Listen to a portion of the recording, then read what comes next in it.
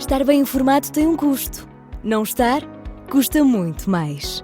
André Ventura e António José Seguro estão na segunda volta. E cada detalhe conta. O palco das eleições é no Observador. Acompanhe passo a passo. Assine hoje o Observador e garanta acesso a todos os artigos, agora com 40 € de desconto. Saiba tudo em observador.pt.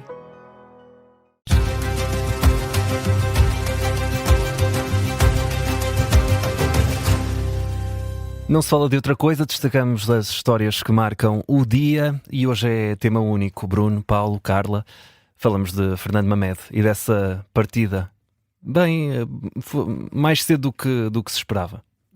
Fernando Mamed, que foi um dos atletas mais marcantes do desporto português na década de 70 e 80, também conhecido pela aquela histórica rivalidade, quase era uma proximidade e rivalidade ao mesmo tempo com Carlos Lopes, dois dos maiores atletas da história do nosso desporto. E da mesma equipa, ambos. E da mesma equipa, orientados pelo mesmo treinador, Muniz Pereira, que dizia, eu lembro-me de ver aqui uma entrevista há uns anos, de Muniz Pereira, que dizia que o atleta com melhores condições de base que ele tinha treinado, ou seja, o atleta mais talentoso, com melhores registros à partida, foi mesmo Fernando Mamed.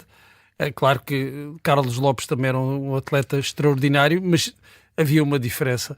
É que Carlos Lopes depois tinha o lado psicológico que lhe dava uma vantagem, e esse sempre foi o grande problema de Fernando Mamed, não nos meetings, porque ele nos meetings tinha excelentes resultados, foi recordista do mundo dos 10 mil metros, mas sobretudo nas grandes competições, naquelas que dão medalhas, como os campeonatos do mundo e os campeonatos e os Jogos Olímpicos.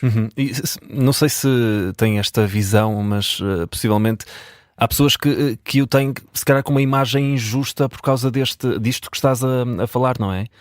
De alguém que nestes momentos mais decisivos acabava por, não digo falhar, mas se calhar por... Mas falhava, ele bloqueava, não conseguia, ele falou, contou várias vezes, por exemplo, a história da participação nos Jogos Olímpicos de 1984, e era impossível ouvir o Fernando Mamed falar disto e não ficar angustiado com a angústia que ele sentia. Era um bloqueio, era de facto um bloqueio, e que toda a gente tinha a consciência à volta dele e da sua equipa, do treinador, que esse bloqueio existia. Ele chegou a dizer que, bem, que se fosse hoje com o apoio psicológico que os atletas têm, e outras técnicas, outros métodos, talvez pudesse ter sido diferente, mas era um bloqueio mesmo muito forte. Ele conta a história de que estava no túnel de acesso para a final dos 10 mil metros nos Jogos Olímpicos e não conseguia, ele tremia. Os de Los Angeles? Os de Los Angeles, não queria ir, ele não queria entrar, e acabou por desistir depois.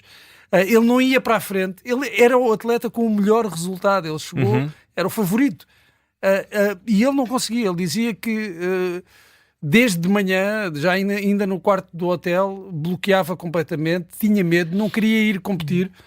Foi o Mário Muniz Pereira, o treinador, que o convenceu a ir, mas ele depois no túnel, aquilo já era um... É muito interessante que houve dois grandes atletas que conviveram, e aliás falava-se da rivalidade, Fernando Mamed e Carlos Lopes, agora, exatamente, e a cabeça de Carlos Lopes fazia a diferença. Totalmente diferente. Há também uma história, aliás, Carlos Lopes ganhou a medalha de ouro nesses Jogos Olímpicos na maratona de 84, e essa história já foi contada também por várias vezes, por exemplo, pelo jornalista António Simões, e que ele conta a preparação, o nível de rigor e de detalhe da preparação de Carlos Lopes, até nível psicológico, para essa maratona. Eu há uns tempos estava a rever a maratona, não toda, mas ali a parte final dessa maratona, e o Carlos Lopes tinha perfeita ideia de que, se estivesse acompanhado com um ou outro atleta por volta dos 40 km, ou dos 39, 40 km, seria aí que iria atacar. Ou seja, ele tinha um plano perfeitamente delineado para executar. E isto para se conseguir isto, é necessário uma força mental, uma robustez psicológica que infelizmente, de facto, Fernando Mamed não tinha, apesar de, como eu estava a dizer há pouco, Muniz Pereira dizer que, em termos de talento puro, de capacidade física pura, Fernando Mamed foi o melhor atleta que ele treinou.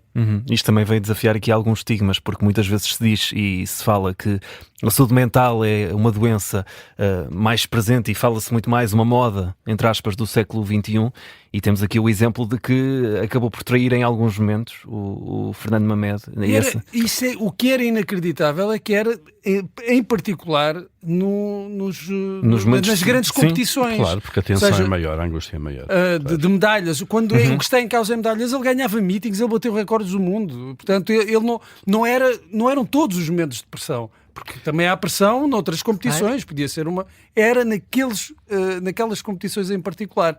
E lembro-me, eu era miúdo, tinha 6 anos, toda a gente ouvia toda a gente a falar de que os nossos atletas favoritos para os Jogos Olímpicos de 84 eram Carlos Lopes e o Fernando Mamed, apesar de ainda termos tido medalhas da Rosa Mota e do António Leitão nesses Jogos Olímpicos. E depois aquela frustração que houve, porque de facto o Fernando Mamed estava a um nível superior ao dos outros e foi traído por si mesmo. E eu lembro-me de ver entrevistas dele anos depois e era sempre extraordinariamente angustiante ouvi-lo falar sobre isso. Ele até ao fim da vida, pelo menos aqui há uns 2 anos, lembro-me de ver uma entrevista dele na Sporting TV, continuava a falar desse bloqueio com a mesma angústia, como se estivesse a vivê-lo. Provavelmente se fosse um atleta hoje, teria outros recursos, outro tipo de apoio. Outra atenção e teria sido outra ainda compreensão sobre melhor. isso. Ainda maior.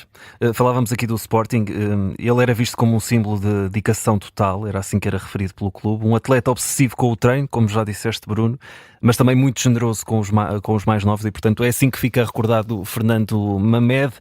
Um dos maiores de sempre do atletismo, partiu aos 74 anos.